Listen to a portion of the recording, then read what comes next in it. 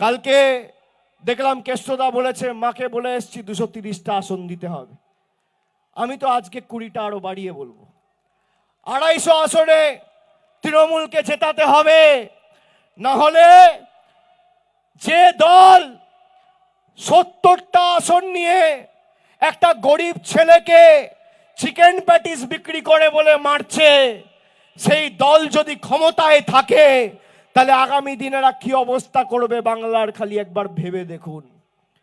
তাই এদেরকে শুধু হারানো নয়, শূন্য করতে হবে।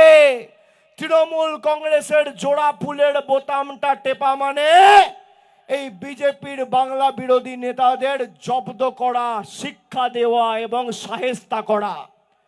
এমন ভাবে লাইনে দাঁড়িয়ে ভোট দেবেন। 2016 সালে আপনাদের লাইনে দাঁড় করিয়েছিল নোটবন্দির নাম করে, আবার 10 বছর পরে এসআইআর এর নাম করে ভোটবন্দি করার চেষ্টা করছে। আপনাদের পাল্টা জবাব দিতে হবে। মার্চ এপ্রিল মাসে যখনই ভোট হবে, লাইনে দাঁড়িয়ে এমন ভাবে জোড়া ফুলের বোতাম টিপবেন যেন কম্পনটা দিল্লিতে আর গুজরাটে অনুভূত হয়।